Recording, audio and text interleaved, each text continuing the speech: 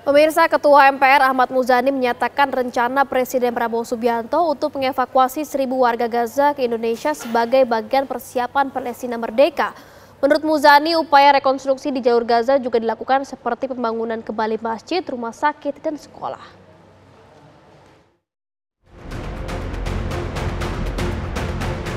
Polemik rencana Presiden Prabowo Subianto mengevakuasi 1.000 warga Gaza ke Indonesia terus bergulir. Ketua MPR yang juga Sekjen Partai Gerindra Ahmad Muzani mengungkapkan rencana tersebut sebagai bagian dari persiapan Palestina merdeka. Yang dilakukan oleh Presiden Prabowo yang merencanakan untuk melakukan evakuasi warga Gaza ke Indonesia itu adalah tenaga-tenaga medis, tenaga-tenaga pendidik yang itu dilakukan oleh Presiden Prabowo sebagai bagian dari persiapan Palestina yang merdeka.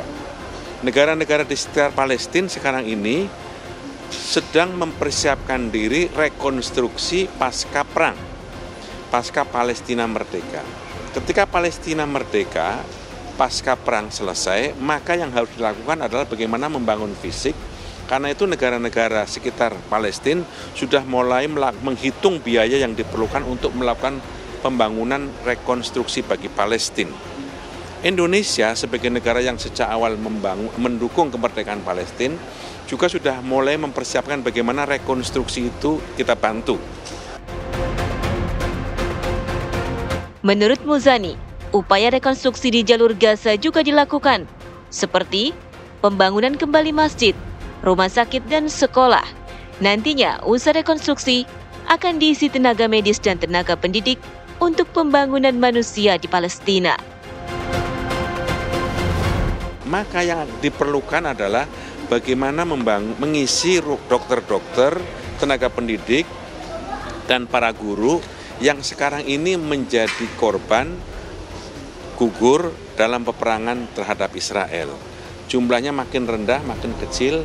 Karena itu tenaga-tenaga yang ada akan dididik baik medis ataupun non-medis di Indonesia sebagai bagian dari persiapan pembangunan kembali sumber daya manusia di Palestina.